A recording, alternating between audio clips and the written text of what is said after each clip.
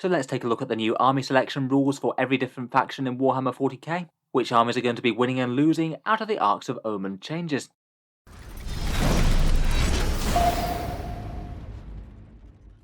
Hello and welcome back to Auspex Tactics, where today I thought we'd do a focused deep dive on the Arks of Omen detachment, plus the new allied rules and strategic reserves. In this one, I thought we'd take all the changes that we know so far and go through each and every faction in the game, and talk about a few things as to how it might change army construction, at least for the current most competitive builds.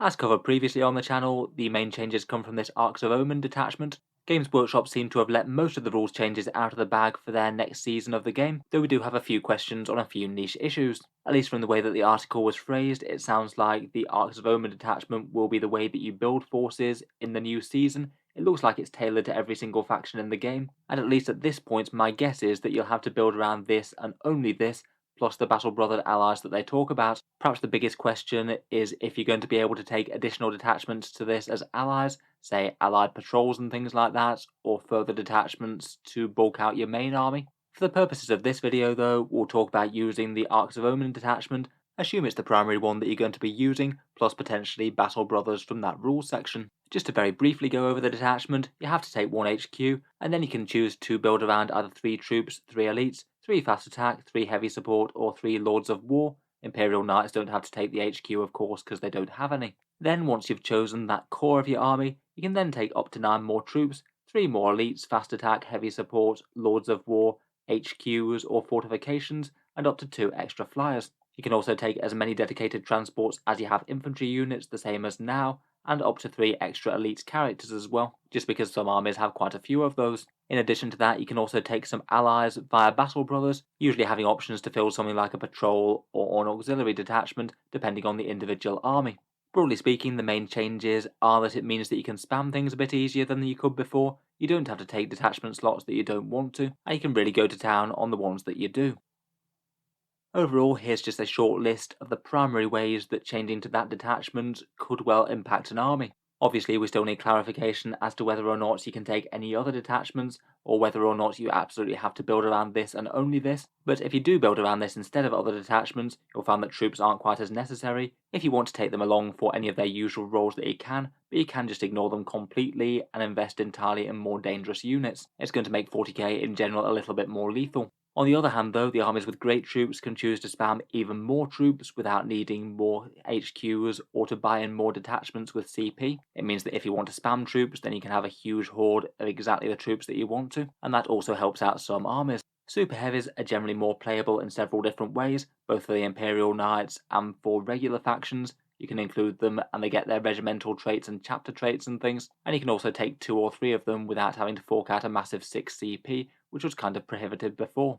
Otherwise, for some minor detachment rules, you can usually never take more than a set amount of some units, say no more than 4 HQs unless you've got some sort of special rule, or 6 fast or 6 heavies. If you were taking a spearhead to get 6 heavy support and then a patrol to get 2 more, then now you can't, and some armies that wanted to go very heavy on one thing might feel that. Once the detachment characters can double up for 1 CP, it means things like Tau Commanders, Orc Bosses, or Votann might be just a little bit easier to fill 2 of, but you can never take 3. Character elites have their own slot. I feel like a lot of people have made a big deal about that, but I really don't think it's that big a deal. Battalion detachments already had extra elite slots, I think basically for that purpose. So if you were building around a battalion before, you kind of already had those extra 3 elite slots available to you, but now it's a bit more clearly demarcated. Otherwise, beyond detachment slots, command points mean you'll generally have more CP, as you don't need to spend any on detachments or strategic reserves anymore. Could be helpful for pre-game spend like warlord traits and relics. Speaking of which, strategic reserves being free is really handy for some armies. Some things were just far too expensive to put into reserve, so now particularly for big expensive things or really light things that you might not bother with, both of those could be interesting to reserve. Finally, for allies, this is maybe the section where we need the most clarification from Games Workshop. They said they're going to have a new rule section called Battle Brothers, where apparently a whole bunch of allies are not going to cost any command points anymore to take extra detachments. Say for example Imperium taking alongside an Imperial Knight Freeblade, that won't cost CP anymore. So far they've not actually said though whether you're going to be able to take de-restricted allies in any way, so that's a bit more up in the air. But they have also said that you can take a Leagues of Votann patrol for an option for Imperium armies. That could be a big shake-up with a bunch of armies getting access to units they wouldn't normally be able to, including big guns on a land fortress. In total, that's quite a lot of changes there. I'd say perhaps the biggest change is that generally 40k is going to get a bit more spammy. You can spam a lot more detachment slots of things that you want to now, but whether or not that actually helps out armies depends on what they kind of wanted to take before. Armies that could already pretty happily take the units that they wanted to within the regular force organisation charts and detachments, they might not actually see that much of a benefit from this, but armies that were perhaps having to take tax units or struggling to justify taking certain units that they wanted to due to command points, a lot of those might love this. On top of that, I think it's a general power boost to any armies that would like to use Strategic Reserve, would like to use allies that fit within the Battle Brothers remit, would like to use super heavy things in general, or previously needed to run multiple detachments and spend CP, so they had less in-game. Between that lot, I think that some factions are going to like this a bit more and some a bit less, so let's talk through each of them in turn and what they might get out of these new rules. First up, we have the Space Marines, who are rumoured to be getting some decent boosts both in the points section and in data slate rules. We'll have to see what materialises for them, but I'm sure it's going to be better than it was in Nephilim, as they're currently pretty much bottom of the meta.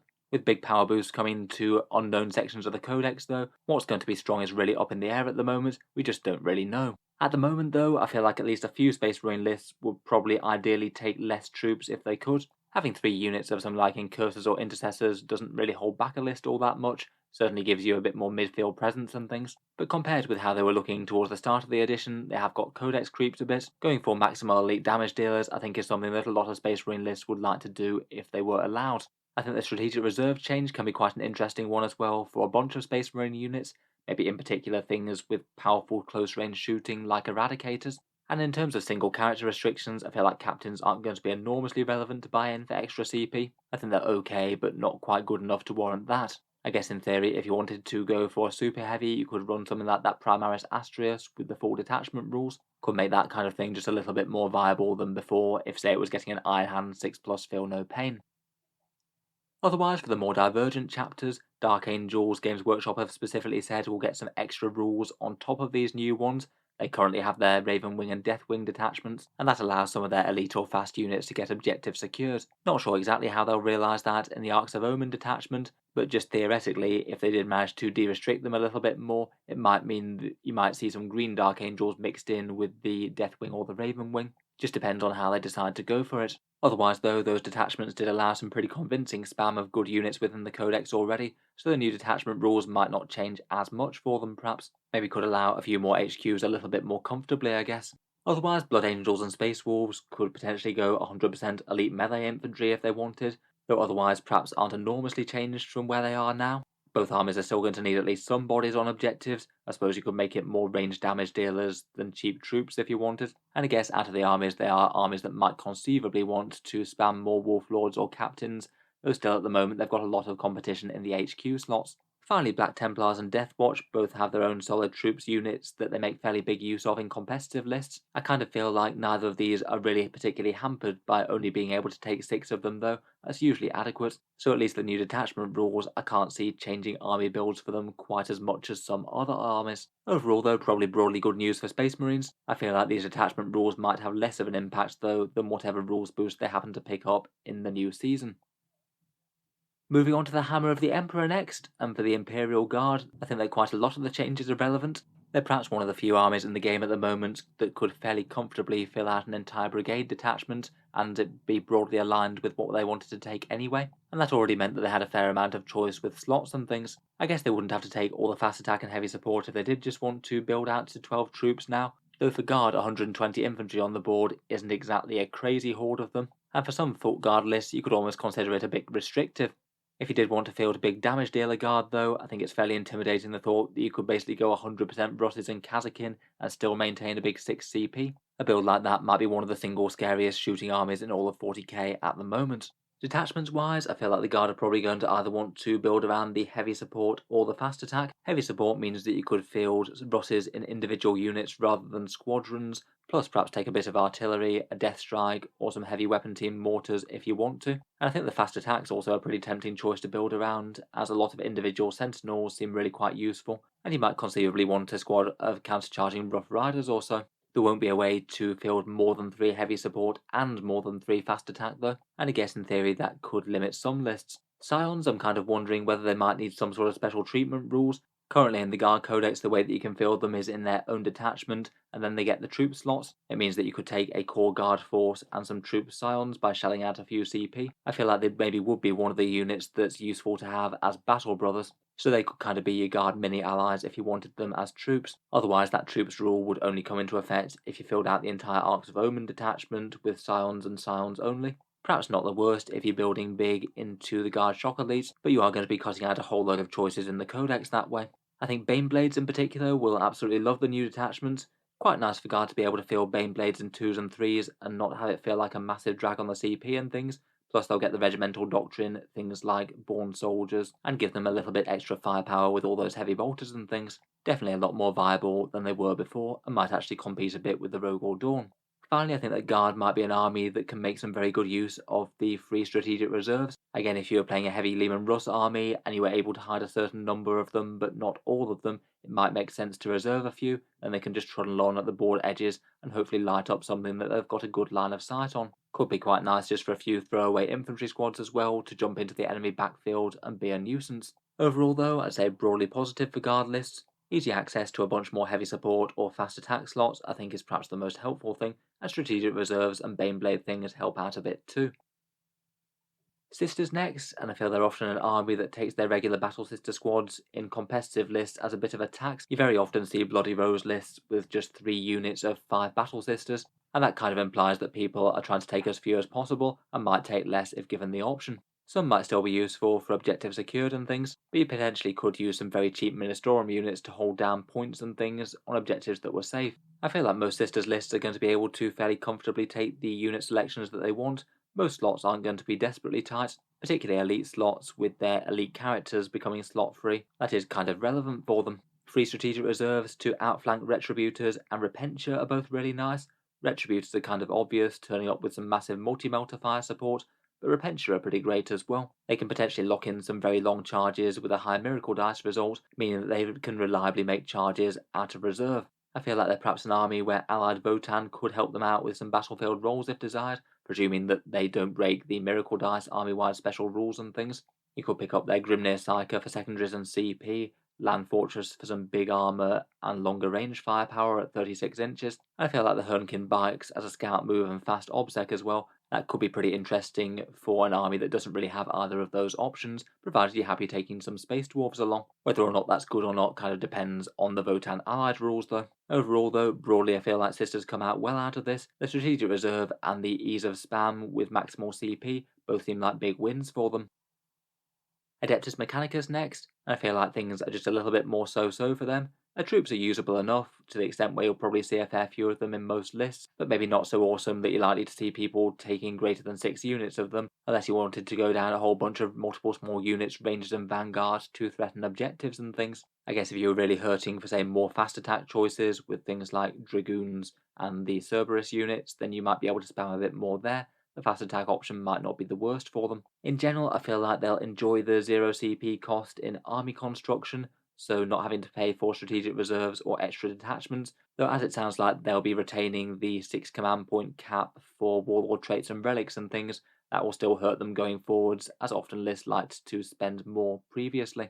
I guess at least they'll have the option of strategic reserve open up to them, whereas basically they never really wanted to fork out for it before. Perhaps squads like Annoyance Vanguards turning up to do actions and menace enemy infantry could be worse. I think one win from a fun and fluff point of view at least is being able to add an allied Freeblade Knight to your list that doesn't cost CP. Previously it was kind of sad that Admech never really wanted to take that option, as then you'd have to give up 3 CP for a super heavy auxiliary detachment and take that away from all the fun stuff that you could take in the list. Seems very appropriate to have them running alongside a bunch of Warglaves or a big knight as a centerpiece. I'm sure a lot of players will be happy to do that. Otherwise, Votann again could be interesting, with farming CP with a Grimnir and providing a bit of psychic denial and stuff. Again, depending on whether or not they break your Canticles and Doctriners, in which case they're probably not going to be worth it. Overall, I wouldn't say major gains for Admech, but has helped out with a couple of useful things.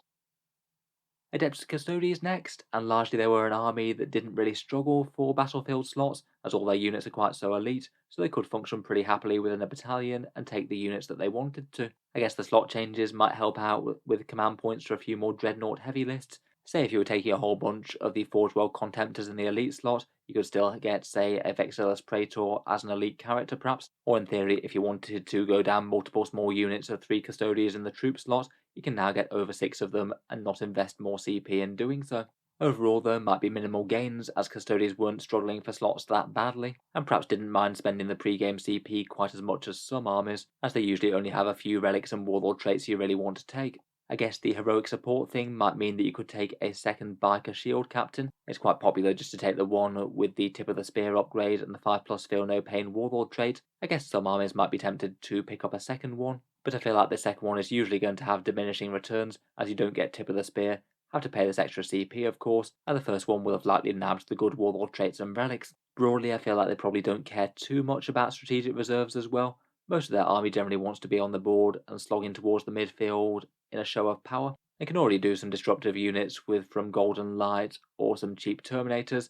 I guess having something like a threatening Dreadnought turn up on a flank could be an interesting kind of a distraction card effects. Overall, I'd say maybe slightly marginal gains for the Custodes compared with a lot of other armies. At least from the core rules changes, I can't help but think that they might be coming out a little bit worse out of this. With their limited unit roster though, having allied knights becoming CP free might not be the worst. I've seen at least a few Custodes lists that took some allied armigers along, and now they don't have the command point tax for doing so. I feel like for elite infantry of the Imperium, the Grey Knights maybe have a similar sort of story to the Custodes, again functioning pretty well within their battalion, and strike squads being useful to the extent where you probably want some of them to man backfield objectives and as a countercharge threat, but in general armies tended to load a bit more on things like paladins and interceptors as the units to actually take the fight to the enemy with. Neither of those were enormously constrained by detachment slots though, so I feel like the increased ease of spam doesn't actually help them so much. On top of that, being able to use heroic support still doesn't let you take a Grandmaster and Nemesis Dread Knight unless they update their FAQs or anything. I got this wrong in my initial take video, but they still have that rule to say that they have to be each from a different brotherhood, and the heroic support stratagem doesn't actually get around that, just the detachment bit. If they did change their FAQs or something though, I guess that could reasonably be an option that some players might want to take. Again, like the Custodes, I feel like they're going to be getting minimal gains out of Strategic Reserve. Quite a lot of their army can teleport innately, and perhaps one of the things that might help them out most are the Allied Knights being command point free. Again, an army that doesn't really have a whole ton of actual long-range fire support options within the Codex, and a couple of Armiger Helverins with their autocannons could do some good work. As with the Sisters as well, provided they don't break their army-wide rules, the Votann could also plug some gaps too, like pre-game moving bikers. In general though, I feel like a lot of the changes don't really help out Grey Knights to any great extent. I suspect Games Workshop points balances might help out a bit, but the core detachment rules don't sound like they've helped out as much as some of the rest. For Imperial Knights, I think that the news is broadly really quite nice though. They got 2 very nice boosts with the detachment rules. Firstly, you can get 6 super heavy slots in the detachment rather than the previous 5 from the Lord of War detachment. Often that can be pretty meaningful for list building, as it means that you don't have 2 squadron of your armigers, and you might have more flexibility with deploying them on the board, or taking different combinations of them, say taking 3 Questoris plus some Warglaves, Helverins, and a Moirax. There was also the issue in the Codex that certain combinations of knights just arbitrarily didn't meet their knight lance restrictions. Say if you took a Dominus, 2 Questoris, and a couple of armigers. For some reason that was considered worse than say 3 Questoris plus some armigers, and it wouldn't get you the CP refunded.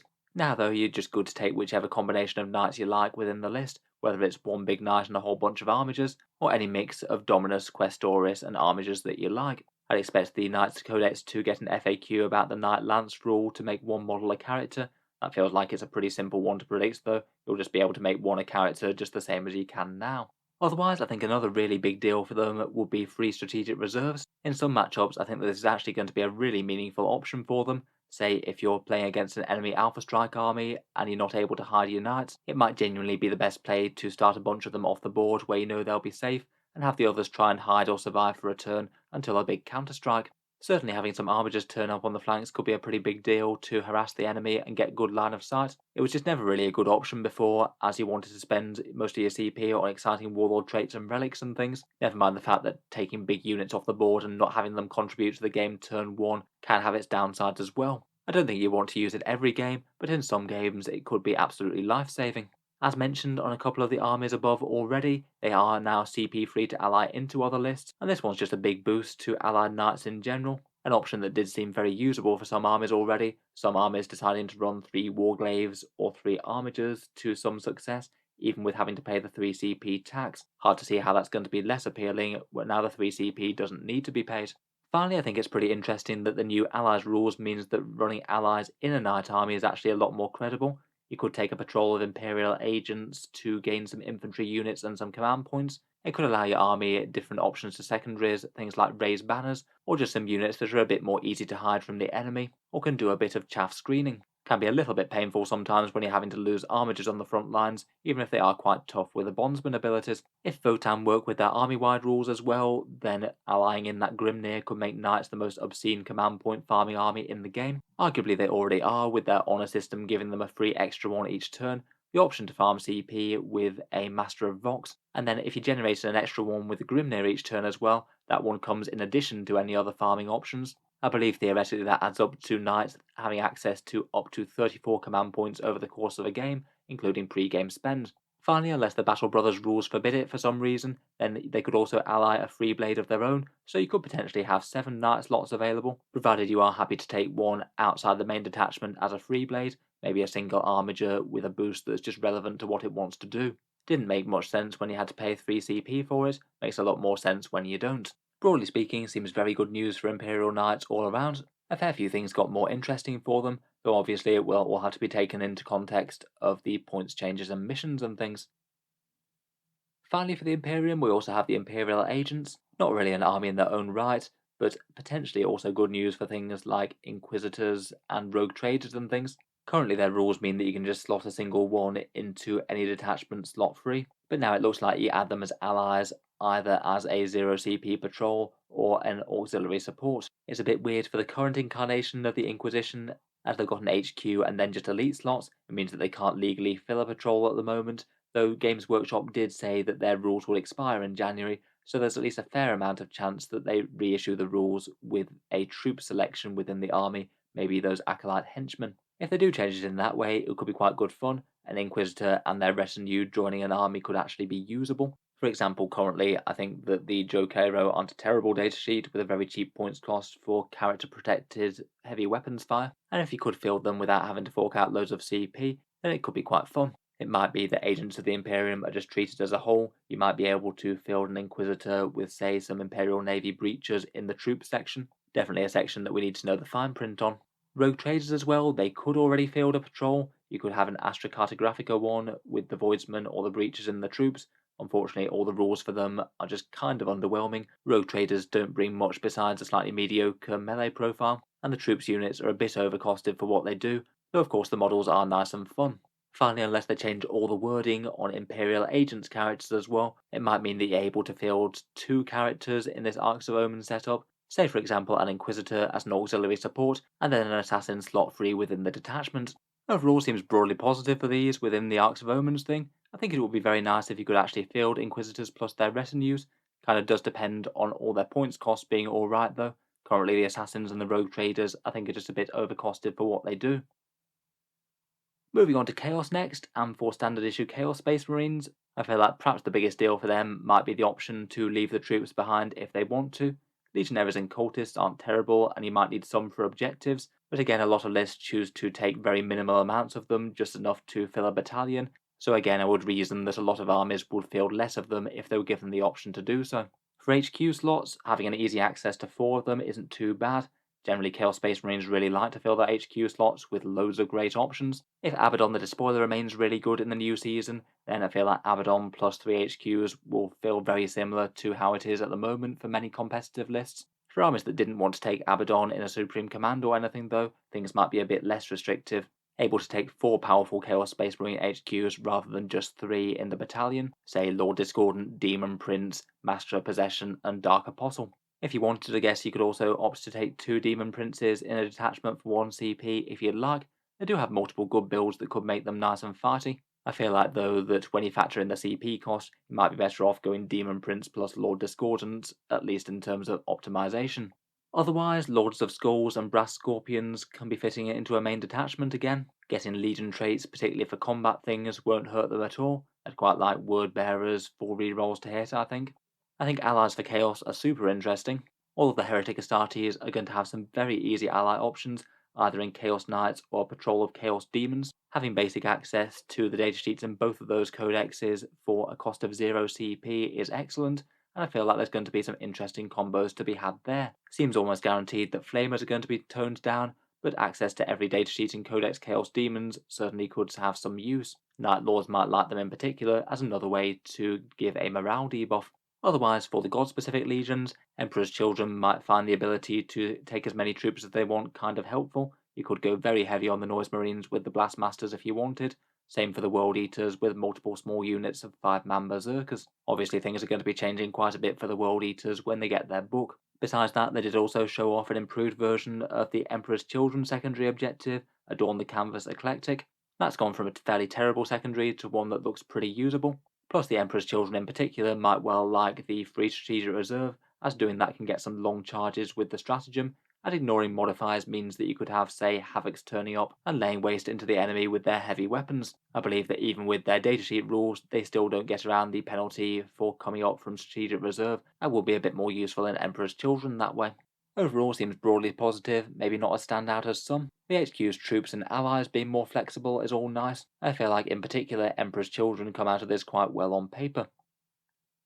Next up, we've got the Festering Marines of the Death Guard, and perhaps more than most armies in the game, I feel like their ability to spam loads and loads of troops could be really interesting. Plague Marines have just got very big threatening stat lines at the moment with all their free melee gear, plus being kind of tough, and you really could field an enormous durable horde of them plus Poxwalkers if you max them out. There was a comment on one of my previous videos saying that you need to only bring one HQ to unlock 12 troop slots, so you could take, say, 1 Lord, 60 Plague Marines and 120 Poxwalkers, for a pretty insane amount of OBSEC durable bodies on objectives, and the Plague Marines are pretty punishing in melee as well. Realistically, you're probably better off taking some other support characters and say some fast options and things, but even if you just went super simplistic, that does look kind of intimidating on paper. Otherwise, the Death Guard HQ section is kind of a bit restrictive, with a lot of the options being Lords. You can now double up on them for 1 CP if you want to, though I don't think that with that tax it's going to be an option that a lot of armies are going to take. As with the Chaos Space Marines, they'll get a bit of a buff with easy allies for CP3 Demons of Nurgle and Chaos Knights. If you can justify a Nurgle HQ and troops choice, then an extra Nurglings unit could be kind of handy to start on midfield objectives, I suppose. Or maybe some hardy Beasts of Nurgle with their nasty regeneration mechanic. Knights could also bring some range supports to help out your Plague Burst Crawlers as well. A few Wardog Brigands or Wardog Executioners I think could help out the Death Guard ranged game. Otherwise, in potential bad news for the army, Games Workshop does have the Terminus S Assault Force as a supplemental rule that's set to expire in January, as per their legal supplements document. There's no saying that they might just not extend the warranty on that thing, so you can play it up till the start of 10th or whatever, but if so, then that might put a bit of a dampener on the whole zombie horde idea. Fielding max Poxwalkers is a lot more viable in that army due to big amounts of regeneration and a speed boost, among other things. Broadly speaking though, I feel like being able to take loads and loads of troops if they want to seems good for the Death Guard, and easier allies certainly won't hurt either. I feel for the Thousand Sons it's probably a fairly similar story. In particular, the Thousand Sons could really go to town on troop spam if they wanted to. Again, just if we're pushing things to the maximum, maybe taking 12 units of 5 Rubik Marines, that's more than half your army, but it does get you a pretty mighty 60 OBSEC bodies that deal some damage with Inferno Bolters or maybe Warp Flamers, but really the most impressive thing is the Psychic with a big 12 casts between them and 24 Cabal points generated, giving you some pretty godly psychic manipulation. Maybe that's overkill, but it does seem at least fairly efficient between the casts and the bodies. On the other hand though, if you didn't want to run Rubik Marines and you just really enjoyed your Scarab Occult Terminators, you can now basically play a pure Scarab Occult Terminator list CP3. Take 3 enormous units of those, back them up with some characters and some minor support options perhaps, and if you don't want to, you don't have to take any Rubik Marines or Cultists or Zangors. Again, with the other two, allies could be very nice. Demons of Tzeentch seem usable enough with some very good Witchfires on their HQs.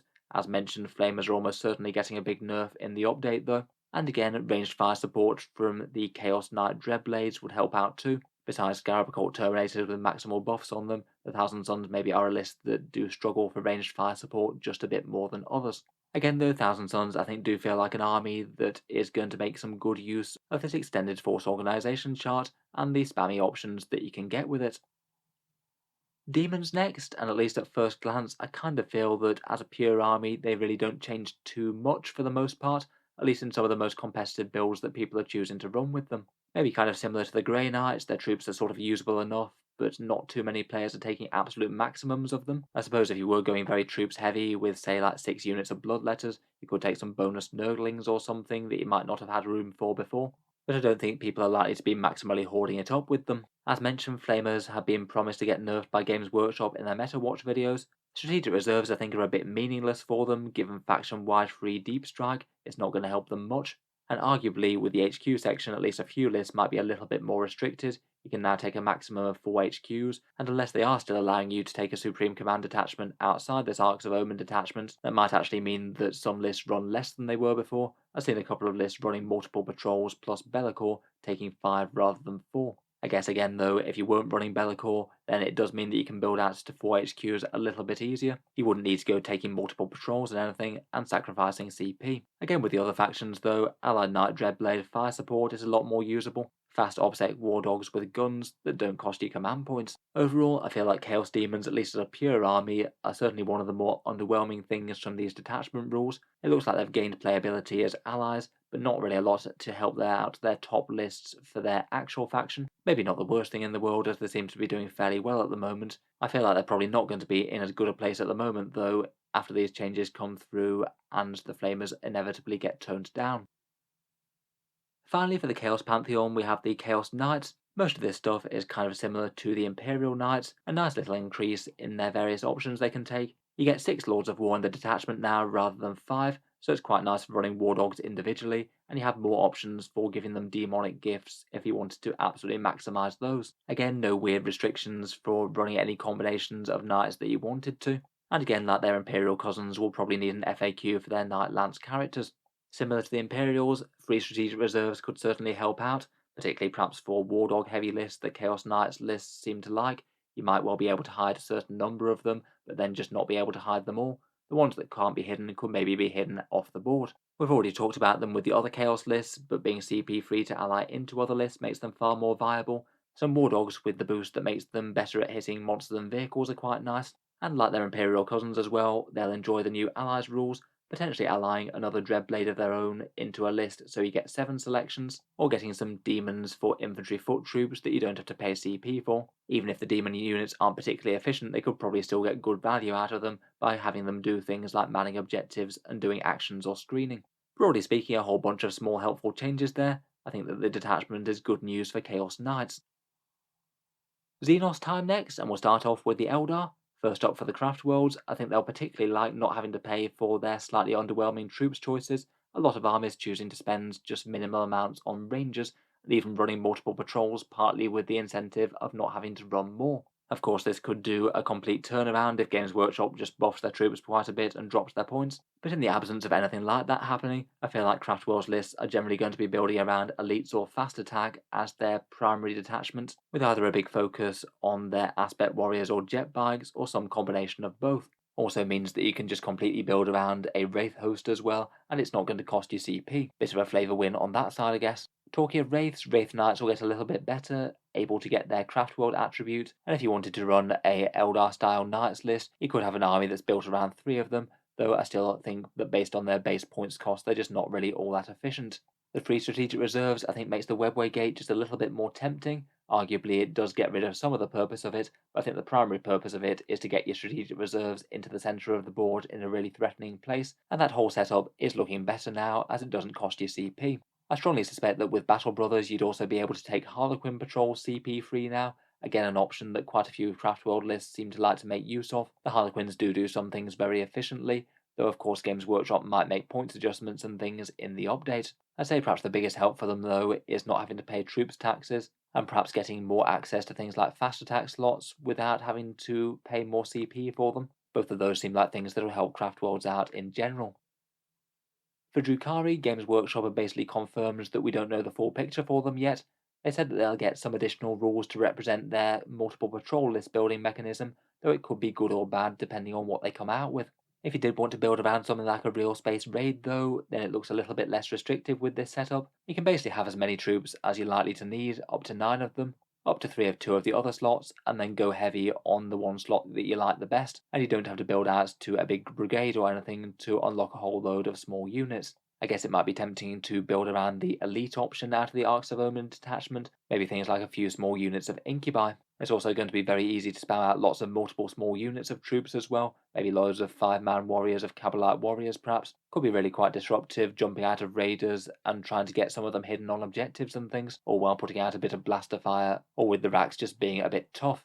Again, like the Craftworlds, they're likely to be able to access Harlequin patrols CP-free. That could make them a lot more tempting as well, presuming that doesn't conflict in any way with whatever their multi-patrol detachment equivalent is. I feel like a lot of Drukhari lists in the past were maybe a little bit less tempted to ally in patrols of Harlequins due to having multiple patrols on the go already due to their army construction rules. Overall, though, I would say that the majority of the previewed rules don't seem to do enormous amounts of things for Drukhari. They already had some of the most flexible army construction rules in the game with their mini factions, and I feel like the changes to the list might be just a little bit minimal from the Arks of Omen detachment.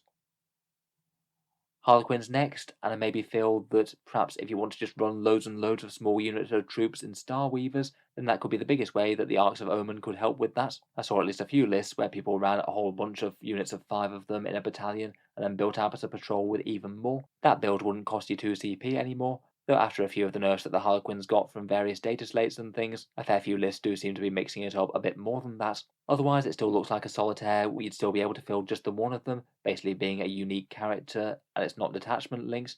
And perhaps similar to the Drukhari in a way, the strategic reserve changes just might not be enormously relevant to the very fast-moving armies in a game like Harlequins, which can often afford to just start on the board and dance from cover to cover, or cross half the board in one turn anyway. Broadly, I feel like we wouldn't see too many big changes to Harlequin's lists. I'd say that the new rules, at least as previewed so far, don't really help them out as much as other factions, never mind the fact that there's at least a reasonable chance of getting some points nerfs due to being one of the most successful armies in the previous season.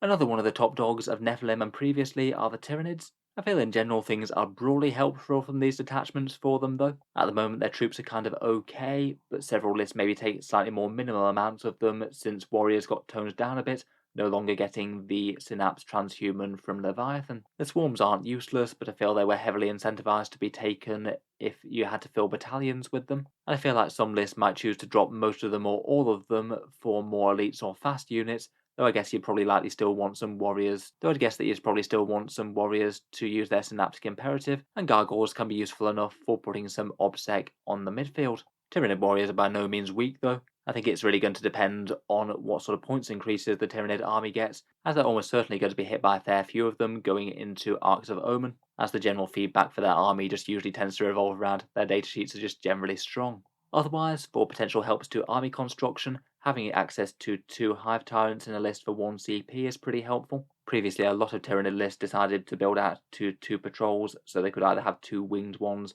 or a foot one plus a winged one. I'd guess that the Tyranid Hive Tyrant with the Reaper Obliterax might attract some sort of negative attention from the balanced data slate though, maybe either a nerf to either Tyrant Guard or Overrun, and breaking that one combo. Otherwise, free strategic reserve seems useful enough for the bogs. It could deliver some pyrovores into burning range pretty reliably without having to shell out for something like a first turn strike with a Tyrannicide or pay CP. And it could allow some fluffy lists a bit more legs as well. You could say take an entire Carnifex list and still start on maximal CP and make like it's Crusher Stampede again. Overall, I feel like there's some positives and some negatives to the Tyranids. I can't help but think, though, that whatever rebalancing things Games Workshop decides to do to them is probably going to have more effect on Tyranids playing in the next season, as opposed to these changes. For the Genestealer Cult, I feel like they're perhaps one of the armies that's going to interact a bit more interestingly with some of these. They do have some unique things previewed, including their no character duplicates and their Brood Brother rules. Firstly, though, I think they are one of the factions that tended to quite often max out their troop slots. Both the Neophytes and the Acolytes can definitely do work, either at range or in melee. A lot of lists often wanted to take big blocks of Neophytes deep striking, maybe alongside some multiple small units of Acolytes, or maybe some 10-man units in Goliath trucks. If you wanted to go full-on Twisted Helix or Call to the Four-Armed Emperor melee, though, dropping something like 12 units of 5 Acolytes at 8 inches seems like fairly intimidating on paper. That'd be a fair few obsec bodies, and you'd be almost guaranteed to make a bunch of charges out of those, even if it's probably not the most sensible thing overall. Perhaps something that's just a little bit more painful for the cults though, and is more or less as a nerf to certain builds, is that you can't duplicate any characters anymore. Their gene sect rule, where you can only take one of each of their characters in each detachment, was specifically excluded from the heroic support special rule, meaning that you'll never be able to run 2 Magi or 2 Kelomorphs or something like that, unless they do allow some sort of weirdness with other detachments, which I'd guess they probably wouldn't. I had seen at least some lists that ran multiple detachments to maximise certain characters. Looks like that just could not be an option whatsoever anymore, even if it wasn't done by every army. Otherwise, they did say that Brood Brothers would count as Battle Brothers, so now if you do want to take some corrupted Astra Militarum along, it's no longer going to cost you any CP, and I think that's really quite good with the new Guard Codex and the power of their datasheets. Interestingly, it's very unrestrictive compared with what it was before. You can either take a patrol, or an auxiliary support, or super heavy auxiliary detachment, though I think that we still need an FAQ to say exactly which of the new units from the book that you can take, seeing as the old rules don't really quite match up with the new ones in the Codex. Perhaps the biggest question is whether or not they might be able to corrupt things like Cadian or Kasachan type units, say Cadian shock troops or Kazakin. If it's just standard regimental stuff, then that'd still be fine though. Getting access to some good ignores line of sight firepower or serious shooting power like Lehman Russ's could be very cool. Brood Brothers could also work very nicely with free strategic reserves. You could have most of your Genestealer Cult army hiding or using the ambush system, and then to make sure that you don't have any obvious threats on the board, you could put, say, some tanks into strategic reserve and have them turn up to shoot at an odd angle. Seems like the two could work kind of interestingly together there. Finally, Games Workshop did also confirm that they're going to be getting at least some units rebalanced on one of their Meta Watch videos. My guess would be that it might be things like Aberrants and Abominants, who feel like they're just a bit like second-tier citizens within the Codex. I think a lot of people would quite like these hammer-wielding freaks to be a bit stronger. Overall, though, probably some good things and some slightly annoying things. I feel like perhaps one of the most interesting things could be Allied Brood Brothers. It'll be interesting to see what sort of things are the best things for the Cult of the Four-Armed Emperor to usurp. For 40k's new Space Dwarves, we've got the Leagues of Votann, and perhaps their most notable thing out of the previews was that they can now be allies themselves, confirms to be able to ally as an Imperial patrol, and I'd guess that it seems quite likely that the Tau might be able to do that as well. They haven't shown off the full section yet. Could be interesting for allying small forces of them. It really does depend on whether or not they're going to be breaking full army special rules though, as if they do then it's probably not going to be worth it. I've made a full description of Allied Votann which I'll link in the video description. It's going to be kind of interesting to see if they can take any Imperial or Tau allies. It might just be one way though. In terms of list construction and things though, for a core Leagues of Votann army, I do feel that at least some lists are probably going to want to drop some of their Harlequin warriors. They really are quite an expensive troops tax at 360 points of models minimum, and while I feel that they're at least reasonably efficient as troops go, at least some lists would rather take other things, such as say maximising even more objective secured bikes, maybe building into a fast attack version of the Arks of Omen detachment, and taking some Sagittars with Berserks in alongside that. Again, a lot of the competitive lists seem to be taking a minimum of 3 Harlequin squads, the minimum that they can use to fill out a battalion, which again is a soft sign that some lists would take less. I guess for the people who want to go full on Horde mode in Votann though, then that's also very possible.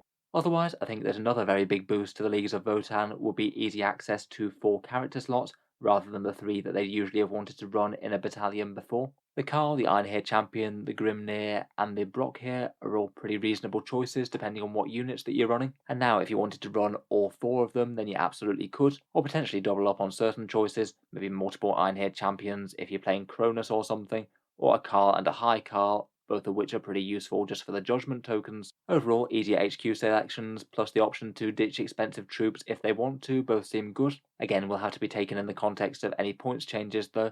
There's at least the possibility that the Hernkin Pioneers might go up a bit. A lot of lists do seem to run them to pretty devastating effect. Next up, we've got the Tau, who I think have got a few interesting interactions with quite a few of the changes. Like a lot of the armies, if they don't want to, they now have less reason to run troops.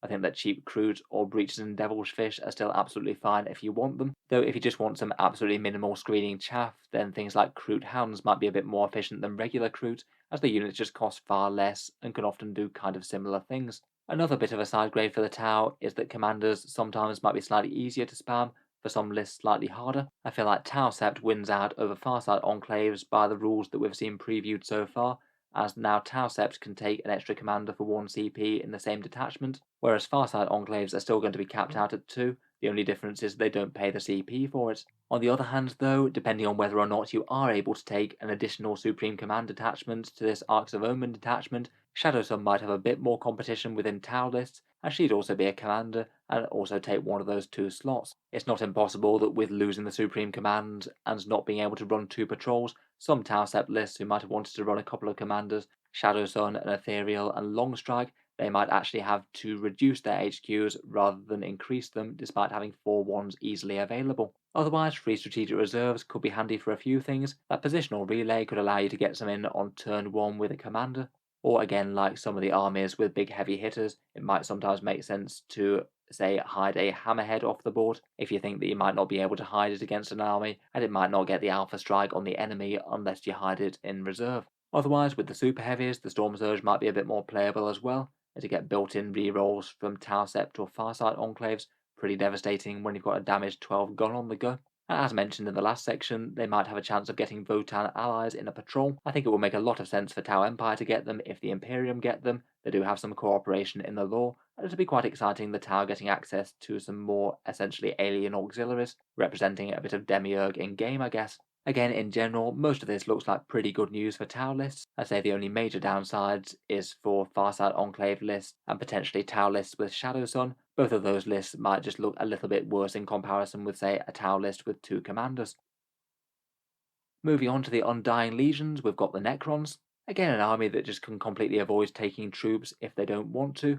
Many lists seem to be going very heavy on things like elite, fast attack, and heavy support at the moment, often clustered around the Silent King for some big reroll goodness, particularly with their Obsec type dynasty, the one that gives them objective secured and a pre-game move. That did already remove one of the major attractions of taking troops, as basically if everything's objective secured, then there's no massive reason to want troops to do it, as everything else can do it just as well. I feel like, to be honest, Games Workshop could probably afford to cut Warriors or Immortals by a point, perhaps. I feel it may be a little bit underwhelming, and if they were good, it could make things like a Silver Tide build a bit more attractive, particularly now you can spam troops. Otherwise, you can take 2 Catan for a 1 CP tax now. A lot of lists took, say, 2 different patrols, so you could run 2 of them. Now it seems completely impossible to run 3, but having 2 of them in the same army now costs less than it would before.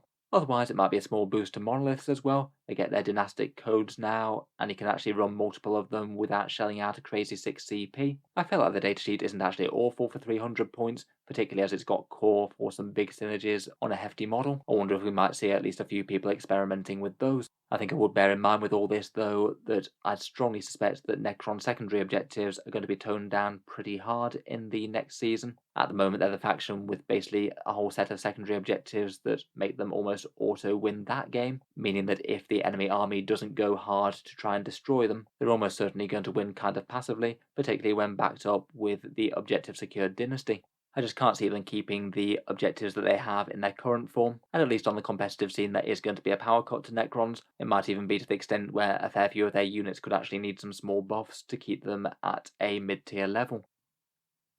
Lastly, we've got the Green Tides and the looted vehicles of the Orks. Again, they're an army that can entirely avoid taking troops if they want to. Though I'd say they're one of the armies that can quite easily afford to take small numbers of them, though probably don't want to spam them excessively. Units like Boys and Battle Wagons or Beast Snaggers and Kill Rigs I think are pretty usable, to be honest, and Gretchen for 40 points sat on a home field objective, maybe with the Horrible Gits upgrade, they aren't really too bad either. I feel that some lists are going to continue to use them, but maybe some lists that just want to maximise melee damage and things might go all in on the damage dealers, more Squig Hogs, Kill Rigs, Ghazghkull Thracker, and a bunch of the other more aggressive units like Meganobs perhaps. I think perhaps one of the biggest advantages for Orks in the new system though is that you can get 2 bosses in a list for 1 CP. You'd have to get another patrol or something to do that before, so getting that just for the heroic support thing is quite nice, and it means that you've got a bit more flexibility with list construction, as you can take both a speed boss and a regular boss, and you can just designate the one that you want to be the warlord, so you aren't actually locked out of fielding the other datasheet just because you want one type of war.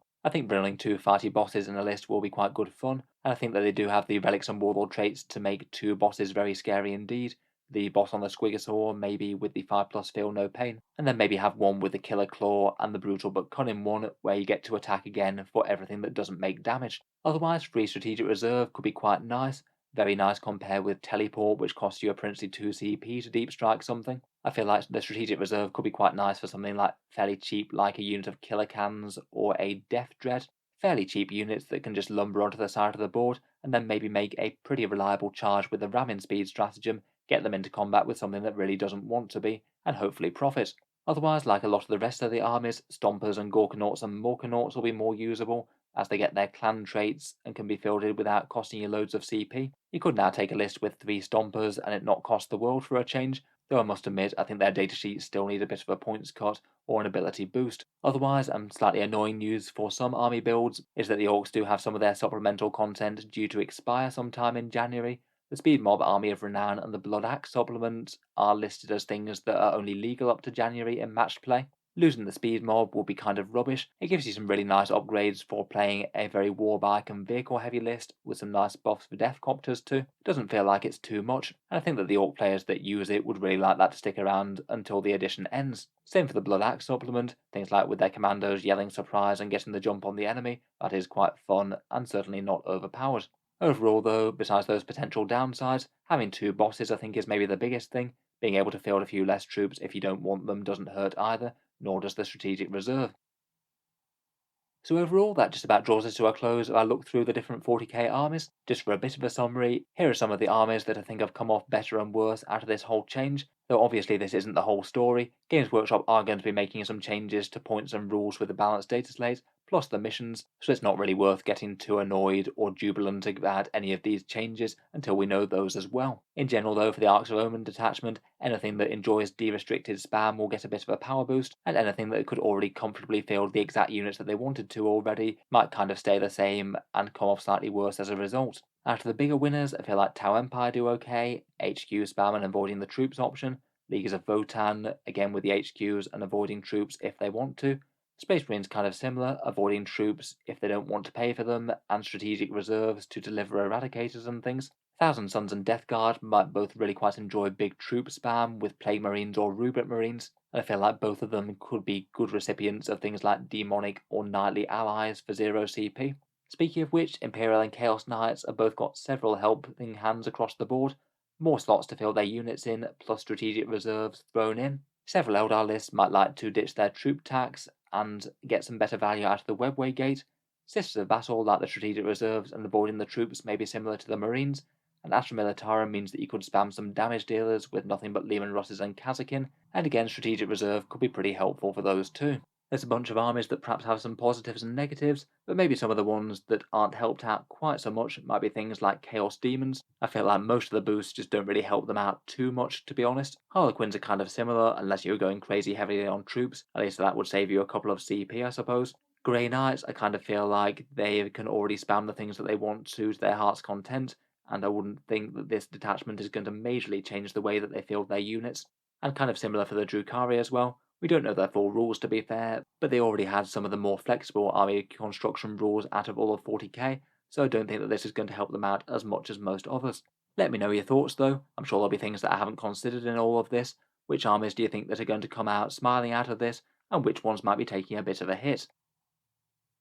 If you'd like to see a bit more discussion around troops and how they might be disincentivized by this, or a bit more of a take on the Imperium allying Votann units, then feel free to check out the links in the video description. I'll link both of those videos down below. In any case, feel free to subscribe to Auspex Tactics if you'd like to see more like this. We'll certainly be revisiting the armies after their points changes. Finally, if you have been enjoying all the videos on the channel, I would just like to mention as well that Auspex Tactics does have a Patreon page, and you can find that linked in the video description if you're interested in helping keep these videos coming. Making big long videos like this does take an awful lot of time and effort, so if you are enjoying quite a bit, any support enormously helps out. It is how I can afford to dedicate all the time to making more videos on 40k. Channel patrons do get a few advantages, seeing certain videos early each week, regular votes to see what sort of things happen next on the channel, and automatic entry into the regular prize giveaways with a chance to win some big model kits each month. If any of that sounds good to you, or you'd just like to help support, the link is down in the video description. In any case, a massive thank you for listening, and I'll hope to see you guys next time.